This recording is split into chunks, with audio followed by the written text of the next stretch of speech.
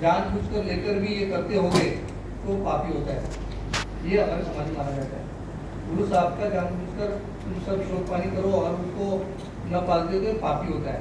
और ऐसे ही हम जागरण समिति को स्ट्रांग बनाए कि वो इस संवर्धन का ध्यान रखे, वैसे ही व्यवस्था समिति बनाए। बोलिए सर, आप बोलना चाहते हैं। वाहिगुरु का खालसा, वाहिगुरु की फतेह।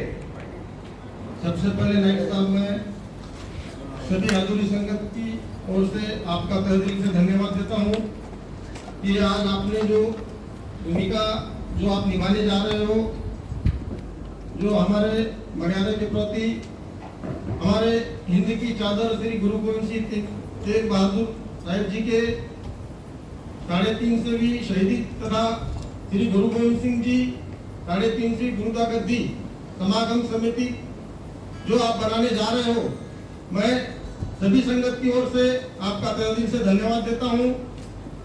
पर जैसे कि हमारे बड़े भाई साहब, हमारे जो नांदेड़ के पत्रकार भी है और वो सभी हमारे मर्यादा के प्रति पूरी जानकारी बहुत ही अच्छी तरह से रखते हैं। उन्होंने जो बातें अभी बताई, मैं तो आपको कहूंगा कि आपने पहले इन बातों पे ध्यान देना चाहिए।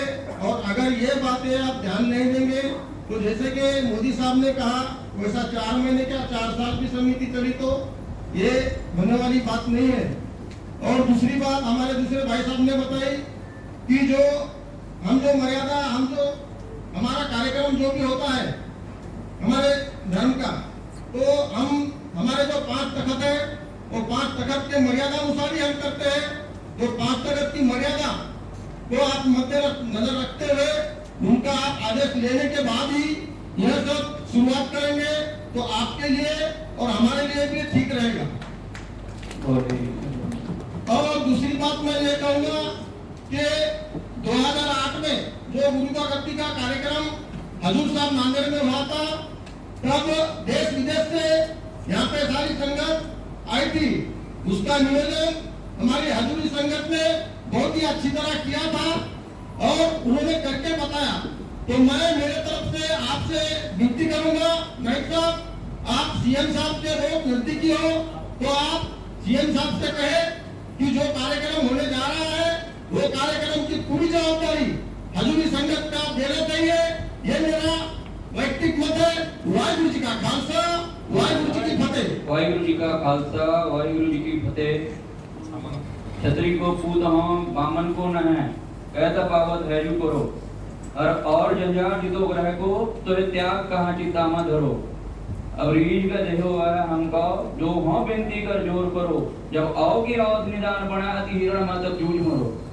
और मुझे जब चढ़ के आया था समाज पे इनकी चादर गुरु तेग बहादुर जी पे, सभी समाज पे, जब गुरु गोविंद सिंह जी महाराज ने ये धर्म जितना भी बनाए हैं, जैसा भी बंजारा समाज हो, सभी धर्म सम्मान योग्य है। सभी धर्मों की गुरबाणी गुरु ग्रंथ साहब महाराज जी में दर्ज है। सभी धर्म संभाव, हम सभी धर्मों का सत्कार सम्मान करते हैं, ये बात नहीं है। लेकिन आज कुछ जैसा आपने बोला है कि बंजारा समाज में भी कहीं पीढ़ियां होगी, कहीं जाति हो गए, कहीं टूट गई है सरकार की, कुछ इसके पहले जो सरकारें थी उनकी चाल के वजह से टूट चुके हैं, डिवाइडेशन हो चुके हैं समाज। वैसे भी हमारा सिख समाज है, वैसे भी हमारा चारों तखत है। जो गुरु गोविंद सिंह जी महाराज जी की चली आ रही मर्यादा, गुरु गोविंद सिंह जी महाराज ने औरंगजेब से युद्ध करते करते अपने चारों बच्चे वार दिए, अपना पूरा सरबंस वार दिए। वो चली आई मर्यादा और गुरु गोविंद सिंह जी महाराज ने वो टाइम के पूरे उनके कमर कसे के शस्त्र अस्त्र सब हजूर साहब लेके आए हैं। और हजूर साहब के मर्यादा में, अकाल तख्त साहब जी के मर्यादा में, पहले अकाल तख्त साहब की भी मर्यादा वही थी। अकाल तख्त साहब के मर्यादा में भी, हजूर साहब के मर्यादा में भी, पटना साहब के मर्यादा में भी, सभी चारों तख्त के मर्यादा में भी, बूढ़े दल के मर्यादा में भी कोई फर्क नहीं था। लेकिन अब जैसा कि अपने बीच में कुछ राजनीतिक लोग घुस के वोट बैंक के लिए डिवाइडेशन करके सिख समाज को, सभी समाजों को बांट दिया गया है। आप बहुत अच्छा सोच बनाई है, जैसा जैन समाज अपने समाजों को डिवाइडेशन कर रहे हैं, आपका मूल हम तक समझ चुके हैं। लेकिन नांदेड़ एक हजूर साहब एक विशेष तख्त है जो मानयोग संत समाज के हमारे सबसे बड़े जथेदार, जिसकी सबसे कठिन सेवा है, चारों तख्तों से कठिन सेवा तख्त श्री हजूर श्री अफजल नगर साहिब जी की है, जो कि मानयोग संत बाबा कुलवंत सिंह जी निभा रहे आज से 25 साल से। बोलने का भाव ये है कि हमको ये नहीं बताना है कि वो छोटा ये बड़ा, लेकिन आ रही है मर्यादा की बात। जैसा कि हजूर साहब की मर्यादा है, जैसा गुरु गोविंद सिंह जी महाराज के जंगजुत किए हुए शस्त्र है उस समय के, वो शस्त्रों को आज जब बाबा कुलवंत सिंह जी जब अंदर जाते हैं तो रोज सवेरे उसको चंदन का तिलक लगता है।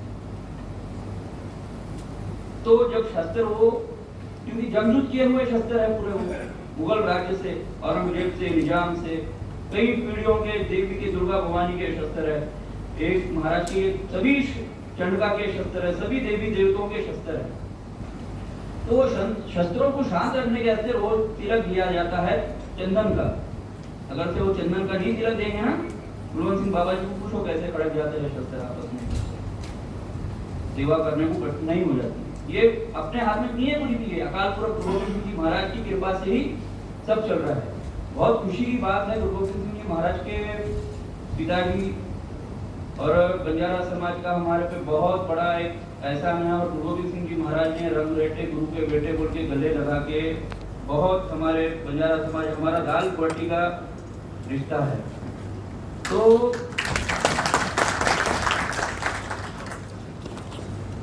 मेरा भाव ये है कि जैसा हजूर साहब में मर्यादा चलती है, जैसे हजूर साहब में 4 महल्ले निकलते हैं, जैसा दशहरा, दीपमाला, वैसाखी, होला महल्ला, ये जब महल्ले निकलते हैं यहाँ पे गुरु गोविंद सिंह जी महाराज के जितने के अंदर के शस्त्र है, नगर कीर्तन महल्ला जिसको बोलते हैं नगर कीर्तन, वो हल्ला बोल भी होता है हजूर साहब में।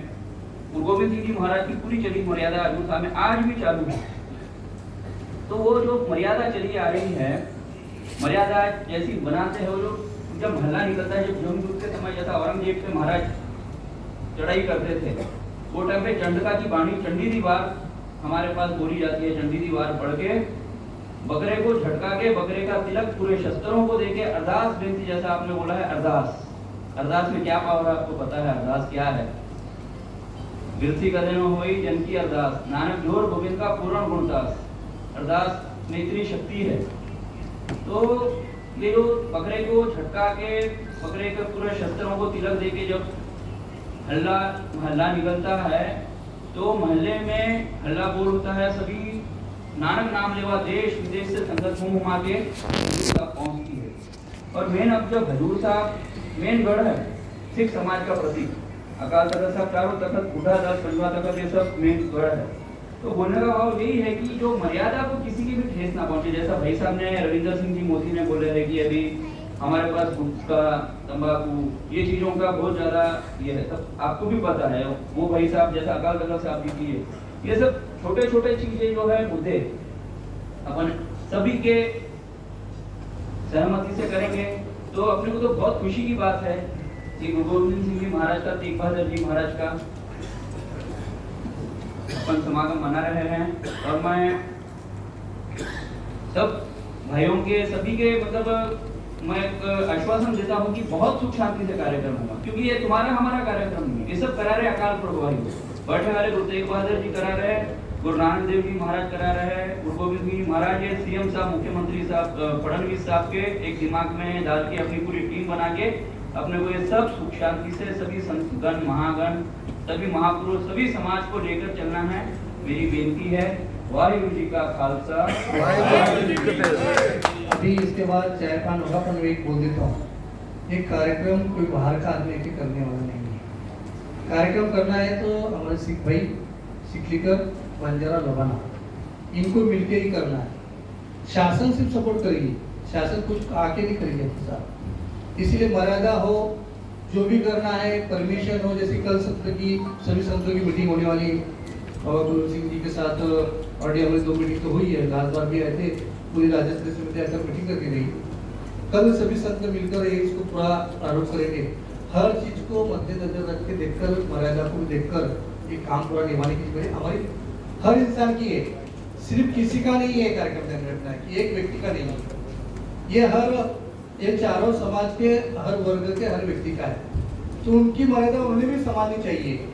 ऐसा ना को मर्यादा ना संभालते हुए कि गुरु की परंपरा लेके जाएगी तो गुरु की परंपरा लेके जा सकते आप। ये आपने सही बताया कि हुजूर साहब की इतनी बड़ी परंपरा है, क्योंकि हमारा इतना बड़ा नाता उनसे है कि हम लवाना समाज वहाँ आना ये करना, अभी भी आधा समय घर में होती, फिर वो कोथल बोलते हो कोथल लाके जमा करते साल भर में, ये बहुत बड़ी परंपरा होती है। किंतु क्या हो रहा है कि आगे सब आर्टिफिशियल इंटेलिजेंस आ रहा है और हम गुरु परंपरा, गुरु के प्रति निष्ठा, ये सब चीजों की परंपरा सब भूलते जा रहे हैं। इसको भी उजागर करना जरूरी है। जो चीजों मर्यादा में नहीं पल सकती वो चीजें हमें करना भी नहीं।